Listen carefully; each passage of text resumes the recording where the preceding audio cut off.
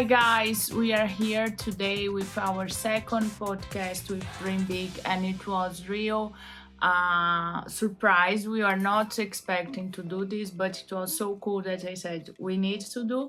So some months ago, I had a call, Instagram message of Derek, and he said, "I'm a photographer. I would like to photograph your family, and I'm also a survivor." But really, I didn't dig in his story because I'm always doing so many things. And I just said, okay, let's do it and come and have our famous spaghetti al limone, spaghetti with lemon. And he's here today and he has an amazing story. And he said, I was already thinking I will ask him to my podcast, but then I think I want to talk more about so I can help people can be aware. And I said, okay, let's do it. So we have Derek with me, and we are like learning how to film. We have two cameras, so I don't know how it come, but we are here. Hi, Derek. Hello. So, tell us a little bit about what you want to tell us about your story and. Well, I mean, it's a long story. So, where do I begin? I guess, yeah, like you were saying, I reached out to you because I had been following Clara. As I'm an artist, I'm a creative person and a person with disabilities, and I'm sure I've found some content of hers come through my feed at some point, and then just over the while have seen the posts and reached out. As I'm a photographer, is my main discipline, and thought I wanted to volunteer to maybe make some photos of Clara doing her work or your family together, just as we have their show, so sometimes strange airplanes with big noise will come. Getting into hearing about my story, I had mentioned I'm a survivor, a stroke survivor. So the story of that is, I guess I had an AVM, arteriovenous malformation, in my brain, on the right side of my brain, that started bleeding when I was 19 years old.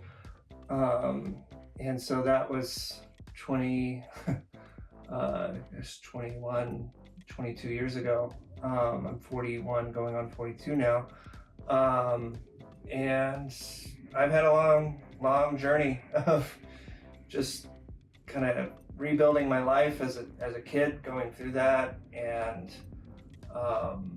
finding a way to get back to living independently, having a job, maintaining friendships, relationships with family as well, and moving around as I was able to get back to work. I moved to New York City and lived there for a while, and then moved to LA 2007, and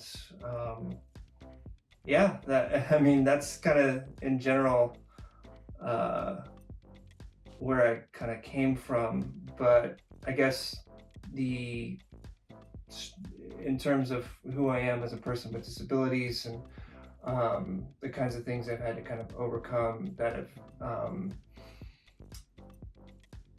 I guess earlier on got in the way of me thinking I could dream big, were that I had neurosurgery to fix the AVM. The AVM bled, and it bled to about golf ball size bleed in my brain.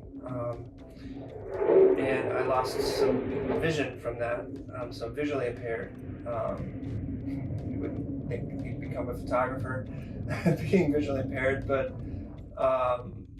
then I had the surgery and woke up from the surgery with the left side of my body completely paralyzed from head to toe. And so... So you were 19 years and you have a stroke. Mm-hmm. That's hemorrhagic. Mm-hmm. And then what you told before, that doctor said we don't want to operate a 19-year-old mm-hmm. because probably he will die in the surgery, but if we don't operate, he will die in any case. So it was really a life or death thing. It was not like, okay, let's operate, things will go well. And then when he woke up, it was all the left side paralyzed. Left side paralyzed? Yeah.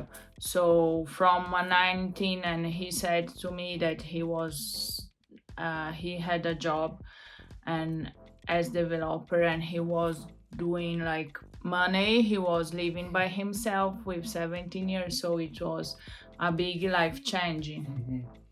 Yeah, I started a career in technology as a computer programmer for the web, because the internet was new at the time. I graduated high school in the class of 2000, and back then the internet was just still becoming mainstream, and I happened to be the right place, the right time, the right age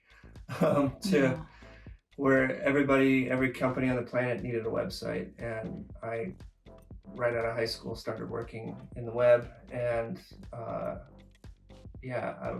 the time when the stroke happened, I was working at Verizon. They were a brand new company at the time. I worked on the first version of Verizon.com. They were so new they didn't even have a website yet. And I had this thing happen to me. I had already moved out of my parents' house and got my own place and was paying my own bills and doing my own laundry, and I'd always wanted to just be an adult. And so it was life-changing. And one side, how was, because I was telling Derek that I'm always seeing everything he's saying. I'm like, as a mom, I'm just thinking in how it was like all the medical side, but also after how I would react or what I should do with Clara. Now Clara is 17, so learning how to create more independent life. But how was this feeling? Dealing like before I could do everything and now I cannot anymore. Yeah, I mean it was scary. I didn't know what I would be able to do. I had to move back into my parents' house because I couldn't. When one side of your body is completely non-functional, I couldn't even hardly roll over in bed on my own. So I needed help with everything.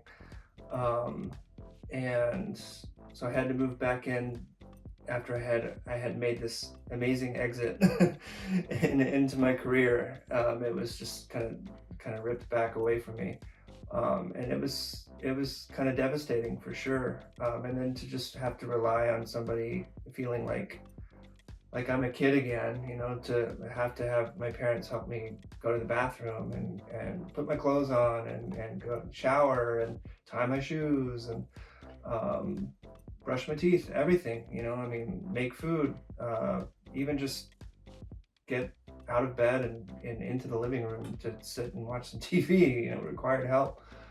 So it was traumatic, I would say, for sure. And one thing you said that touched me a lot, that you said you wish you could have someone to exchange, to understand, and someone that could speak with the same experience. And because of that, we are here today. So if someone can listen to this and can, but I think we are also, the airplane is going, yeah. We want to talk about what I want, because he said one thing, and he said, I went to New York after 2 years, I had the stroke, and he was still recovering because I want to have my life. And if I would be with my parents or in a place where he couldn't drive, and I would not be able to live and to learn how to live and to work and do photography, that was one of your dreams, right? And I was, okay, this is a lot for a mom. But also as a person, like, I think people can think, okay, you just go and you live, but it's learning how to live with one hand, it's learning how to live walking with mostly one leg, and how to find how to make photos not having two hands and also not having full vision.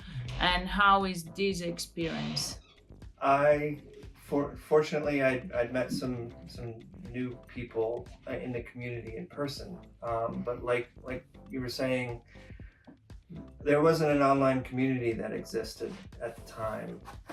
The internet was so new. There were no social media. There was nothing for me to connect with anybody. And even in the hospital, in physical therapy and occupational therapy and all that, most of the patients were much older than me, and so I couldn't really connect with them that well. I couldn't make friends that I would see once I got outside of the hospital. And I was always the youngest, and so it, I felt like an instant outsider that was just going to be kind of left to wander on my own, and would never meet anybody that had similar, living experience, or had similar disabilities or anything like that. And then, lo and behold, a few years later, 5 years later ish, things start coming out, and there's Facebook, and there was like MySpace first, and Facebook, and Instagram now, obviously, where we met. And it's just opened up a whole world for people to see other people's stories, and be able to realize they're not the only ones, and make those connections. And that's, I think, huge for recovery for anybody, to be able to see how other people are doing it. Yeah, one thing we talked also was about how to deal with people, because when we see people, and when we see what's like having a disability, that how people react to you, like if I can say in this way. So when you are going out and you met new people, all the questions or needing to explain you, and what we said is that Derek is a beautiful man, and big, and like me, big, and everyone. So it doesn't seem that he had a stroke. Seem that's just thing that will pass, right? Like a broken arm or something like that. So, and then when he tell his story, and people doesn't know how to react, doesn't know how to do, and then they want to help. So tell a little bit more, so people can have awareness of what they could do in another situation similar, because I think a lot of times people doesn't know, and it's the first time, like you said, you didn't know about the stroke before you have one, and you didn't know anyone. And I think when people deal also with these situations, maybe it's the first time, and they don't have any clue what they can do. Yeah, I mean, like you said, it's I don't necessarily present as somebody with disabilities that, like, I guess on the camera I can show, like my fist is, my left hand's kind of stuck in a fist. I wear a wrap around it to kind of protect my skin and everything here. But in general, my arm kind of hangs down to the side, and it has this brace on it, and people ask me about it a lot. I don't. Earlier on, it was different because I was using a wheelchair a lot. I couldn't walk more than a few steps without using a wheelchair or a cane. And then I got white cane training for my vision as well. So I had like you'd see somebody that was blind using a white cane. People have like an obvious understanding of there's, he's got a disability of some kind. But as I've recovered over time, I've gotten to be airplane coming through. I've gotten to where I don't necessarily need to use those assistive devices all the time. I still use them in certain situations. And so if I'm just kind of out and about, people, and I might interact with somebody, they might say, "Oh, what happened to your hand?" Just thinking it looks like I might have sprained my wrist, or I have carpal tunnel syndrome, or I fell skateboarding, or got in a bar fight or something like that, which has never happened. but I do walk with a little bit of a limp, and that limp is more present if I've been walking a lot for the day, or it's colder outside. My leg stiffens up, and I limp more.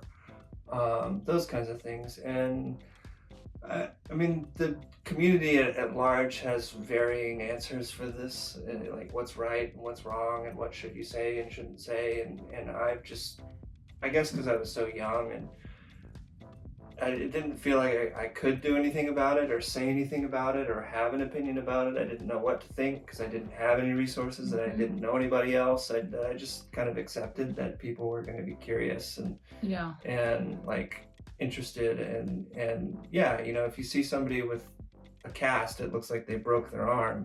Most people would ask, you know, like, oh no, what happened to your arm? So I just kind of have always chalked it up to just a genuine, you know, human curiosity of a way to start a conversation with somebody.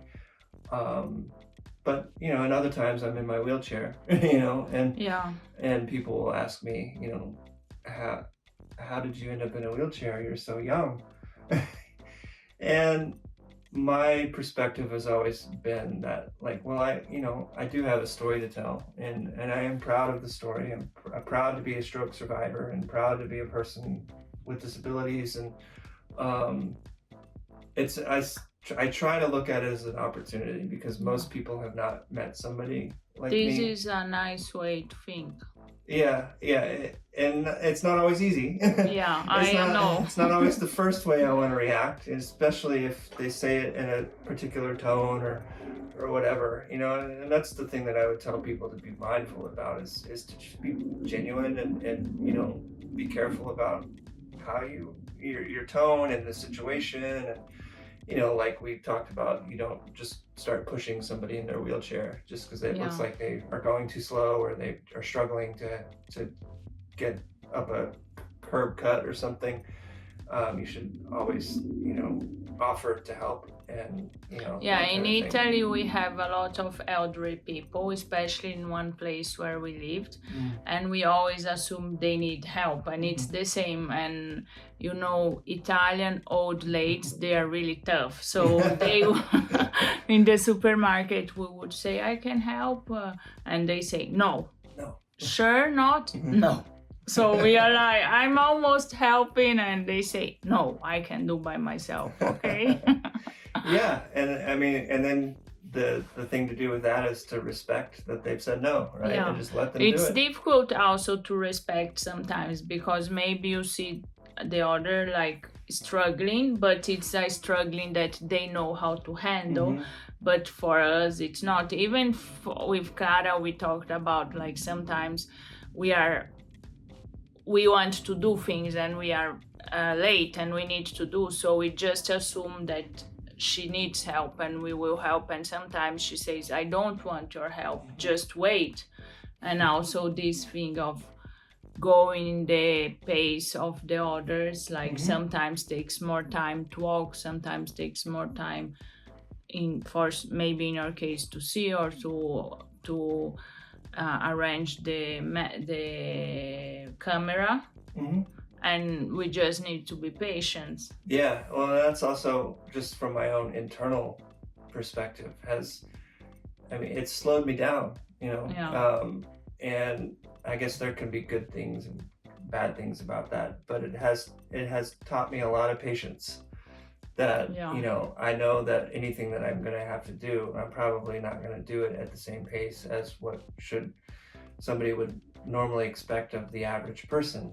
And some things I can do just as quick or quicker than other people because I have one-handed methods and hacks where other people are using two hands. So I think that's one of the benefits from my angle is I've learned to sit with things longer and take my time, you know, like, because if I rush it, I will fumble things. I've dropped cameras. I've been walking around lighting setups on photo shoots where, you know, I'm half blind walking around a bunch of cables and cords and stands knocked them over because I was just rushing too much. Yeah. And it's like, just take your time. You don't have to operate at full speed. like allow myself to push myself to be as good as I can, but also to know my limitations and give myself, the benefit of slowing down just to... Yeah, because also with Clara, sometimes like I'm happy she can like cook, but start doing things in the kitchen, but it's a mess. So for one side I'm like okay, and the other I'm no, it's too much mess, and it's balance and like understand. And it's hard also as a family, because then we need to know how to work and how. And for me, your visit was so important, like to understand more about Clara's future and how we can do, how we should do, or some things, it's because we as parents also feel lonely. Like I can't imagine your parents like saying, airplane, we need to operate, but we don't know what will happen, and then you need to do the decision, and then you are facing your son was out and now he's back. Even how I will treat him, how I will, when he said I'm going to New York, if I was your mom, I don't know, I would say no. But then it's a lot of courage to do that. So I think and now what you work now and what you are doing today? Yeah, well, still both things. I was able to get myself back to work as a programmer, which ended up transitioning more into design, and so it's technically called user experience design. I've been a user experience designer.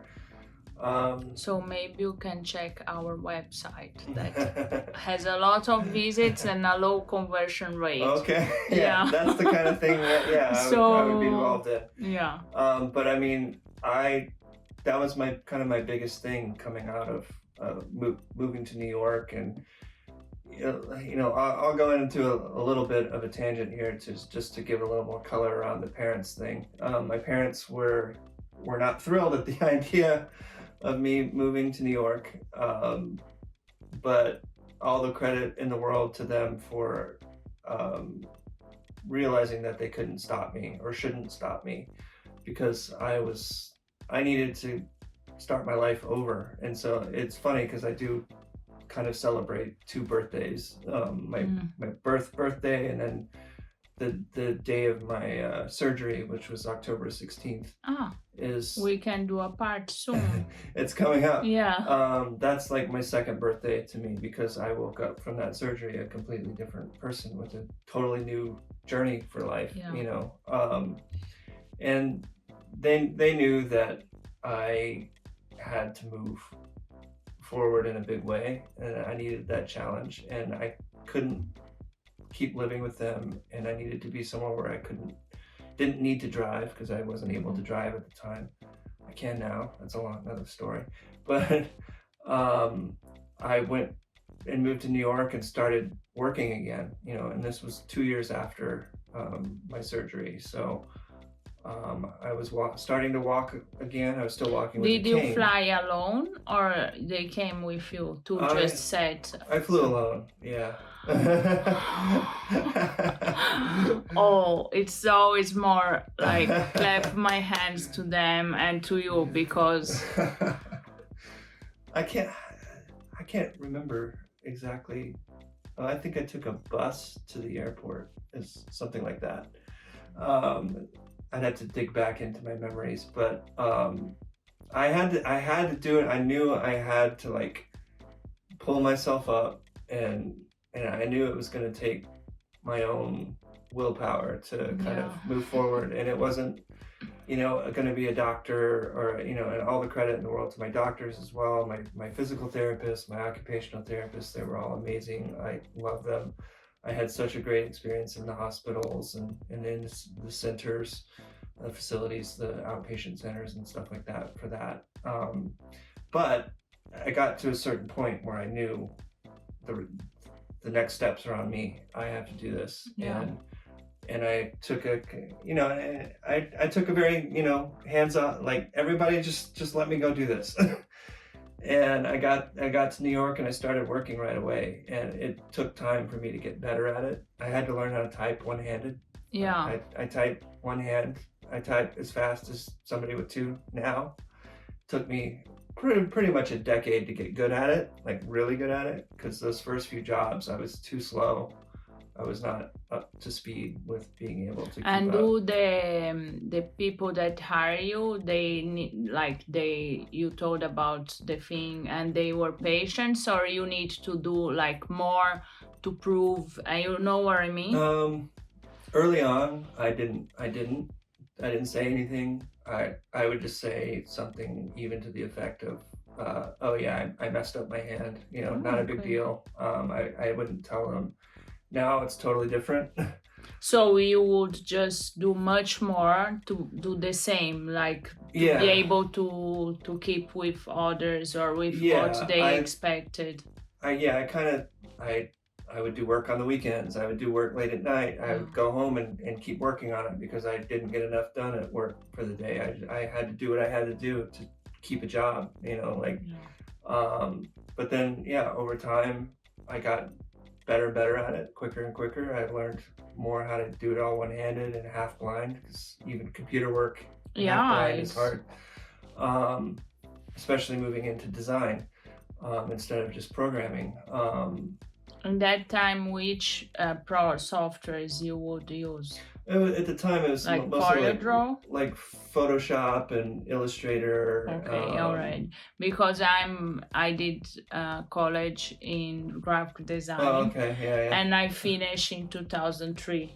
So okay, right around that same it time. was yeah. like CorelDRAW Yeah. and all this that they even exist now. yeah. At the time, it was Photoshop, and I think Yeah. Fireworks was the other big one.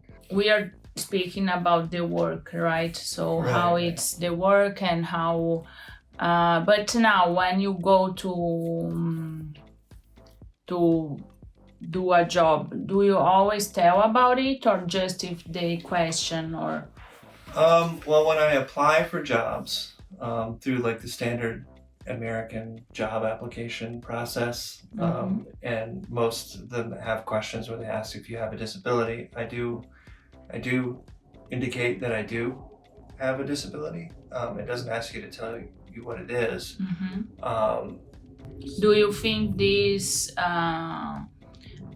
makes you have less opportunity than others? I don't think so. No, I started doing that like almost 10 years ago, maybe. I decided, you know what, I am going to put that I have a disability. And there are a bunch of reasons, there are legal reasons for it. There are obviously the ADA. If I've not indicated that I had a disability and then I try to, request an accommodation at work, and they're like, well, how come you didn't say you had a disability? We didn't even know this. It helps protects my rights in that way. There's government mandates around companies reporting the number of disabled applications they get, applications from people with disabilities, to make sure that the hiring practices are fair and inclusive. There's all kinds of stuff, but in general, now it's a little different because COVID changed it to where like the interview process is all mostly done on Zoom and not in person so much anymore. And usually it would come up in person in an interview, like, because I don't necessarily present as having a disability. I present as maybe having, hurt my wrist. Okay. Usually the interviewer would be like, "You all right, man?" And I would, depending on my mood, I would either say, "Yeah, I'm fine," or, "Oh, it's a long story. I had a stroke when I was a kid." We can go into that later. I've tried it every which way over 20 something years, and I'm usually pretty open about it, but I have ended up. Sometimes also you are fed up. Like, I just don't want to say again and then have all like today. he came and we started doing all the questions and just, we are really open about our situation and Clara. So we did all the questions and we want to know. So sometimes we just say, I don't want to. Yeah, it's a long story is usually the way I would say it to somebody to get them to just say, oh, okay, right, you don't want to talk about it. And what's your big dream now? I mean, my dream has always just been to keep working. I'm super passionate about my work. And I think a big part of that is because I thought I might have lost it.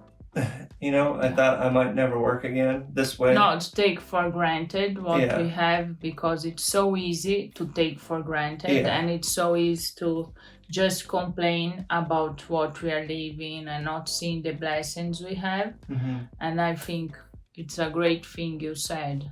Yeah, I was real fortunate to have a lot of really amazing opportunities as the tech industry grew, and became as big as it has. I ended up working at Amazon for a while. I worked on the launch of Kindle Fire, and I worked at Sony on PlayStation 4. I worked at Disney. I've done work for dozens of companies, mostly as a freelancer or contractor in that area, and it's stuff that I never thought, one, that I'd be able to do just because you don't realize that work is out there, but then two, I didn't know if I'd ever be able to operate at that level, Because the other time we went to a new neurologist after Clara did the surgery and she had a seizure, and we were like, okay, this sucks and it's too much and all that. And when we arrived there, I had this sensation of being grateful and being not take for granted, because he said, where is the exam of the seizures? And it was all okay. And he said, it's not possible to be okay. She needs to have seizure every day. For her brain, she should be having seizure every day. And he was, can I see again the exam? It's surprising. That's normal. So he was repeating this thing. Mm-hmm. And I was, okay, I cannot take for granted and say, okay, after 6 years, she had a seizure. What a nightmare. Or, because the feeling is that one. But seeing the whole, it's like, okay, not taking for granted that she's okay every day and not having seizures. Mm-hmm. So we have a special guest, that's Carlo Woods.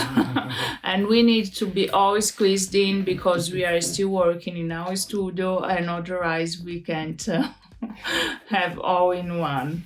Derek, from survivor to warrior, what could be an ingredient?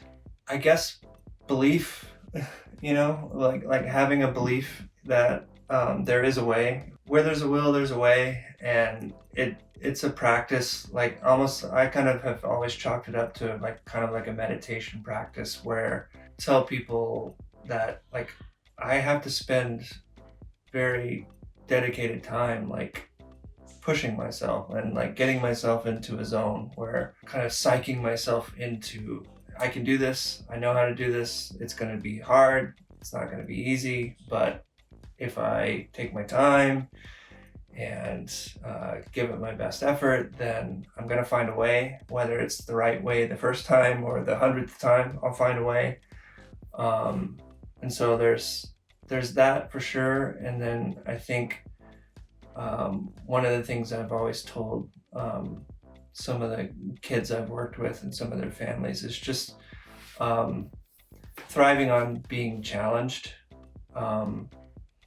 And just diving into being curious about how things work and why they work the way that they do, and if there's another way to kind of make them work differently, rather than having somebody do things for me or give up because the way that people normally do it, I can't do it that way. Well, it's a really big blessing and kind of skill set to have, to be curious about, is there another way? Is there a different way?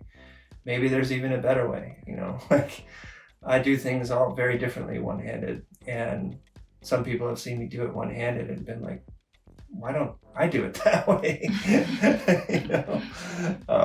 So those are two off the top of my head. Yes. So which advice can you give for us parents, like when we are doing things that we should just be strong and say I'm not doing?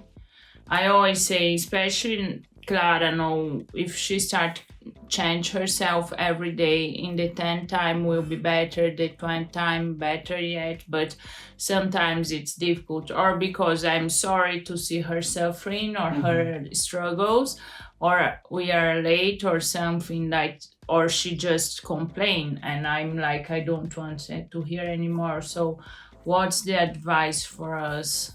I mean, everybody's different for sure, but in my experience, it's to let her sit with that, you know, let her embrace the challenge, and you know, obviously, you know, you can offer help, and of course, if things are like time restricted, you know, it's like we're going to be late to a flight or something, you know, or whatever. Like we have to get it done now. We don't have time to deal with the challenge. But I've given advice to parents in the past to try to work with their kids to like look at these things as puzzles to solve, and not so much like as I can't do something or this is difficult, or you know, that it can almost you can gamify it, you know. Let's get creative about how we solve this puzzle, right? And that tends to ignite a different way of in your brain, like thinking about the problem, and so you come up with different solutions when you look at it as a puzzle instead of as just something that's frustrating. But yeah, I mean, I told my parents, you know, just like I gotta figure it out. Like I'll figure it out. Like if I really get to a point where I need to get it done, but I haven't figured it out, then I'll ask for help, you know. Also respect your time, because sometimes we want things doing our way in our time, and then it's not the way that can work for you or for who is going through. And now we have the ice cream man. We need to wait or just go on with this? Derek, and let's go on. Carlo, decide. That's so beautiful to be more childlike and in the challenge. In this phase of life, what is a challenge that you're going to be embracing? You want to, hey, this is for 2020, for what I've got at heart to tackle. Well, I mean, this is a good example of like sitting here with you guys doing this right now. You know, I began trying to kind of be more kind of outward, you know, finding places to share and connect with people and get engaged, and even just reaching out about like volunteering to do some photography work for you guys is not something that I'm just not going around offering that, you know, but it's something that I want to do more of. And so having an opportunity to share with your audience, you know, that, you know, like I feel like I have a story to share for a reason, you know. Statistically I should have not survived it, and you know, every time I've had an opportunity to tell it and people have you know, said like wow, I never thought about it that way, or I never knew that could happen to somebody, or you know, like, oh, you know, my dad had a stroke, and you know, he wasn't 19 when it happened, but like this makes me think about it differently, you know. That's always been just super rewarding, and so the more I just like sit on it, I feel like I'm just because we never know the impact we will have in others' lives. So I think when we go out of ourselves, the other days a mom wrote me and said, my son is 10 years and he is like a normal kid, so no stroke, anything. I should say normal, but okay. And then she said he loves to see Clara videos, and every night he says, Moms, let's see how Clara is doing. And it's so like cool, because when we are in this side, we just don't understand how the message will arrive and what people will think. And what you said, you can be of inspiration or just, motivation, or that people that are 8 and they have stroke, or people that are like us, that the kids are having so much things. And sometimes we are just blocked because we are shy, or because we don't know, it's not our. And more we do, more it will be easy.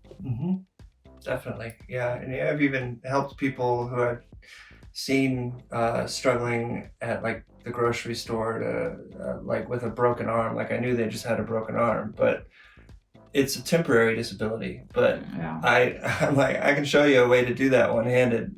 Like. To carry a tray in a restaurant, or to grab boxes a certain way, or I've seen people who didn't necessarily have a stroke like I did, but like I can still offer some kind of sage advice from a one-handed perspective. It happens to a lot more people than you would realize. So that awakens also a perspective of more gratefulness, that if you did not have what has happened in your life, would you say? Yeah. I mean, that's another thing that I definitely am proud of having this story, like I have a perspective of gratefulness and just relishing in the small things and not taking things for granted as much as possible. And I've definitely gotten feedback over the years from people that just like oh, the way you talk about it, or the way you seem to think about it, or your perspective just seems so unique or different, and if that can rub off on anybody, then I think that's beautiful. That's a good thing, like I'm not saying that like my perspective and my is perfect or whatever, but it is but it's different, so leverage, getting more vision versus just seeing. So guys, we are planning to do a vlog, right? Oh yeah. And we will do some pictures, and we have all the info of Derek, the social media, how we can contact him to do some pictures, to do design work, and also to just have a nice friend like we have now. And keep dreaming big. Let's dream big together. And thank you for being here. Thank you, Derek. We loved to have this surprise opportunity, and we are looking forward to more things together. Yeah, likewise. And I think I will be a lot like harassing you, because I think you are a good example for Clara. A really good one. I'd be happy to. Thank you. Bye, guys.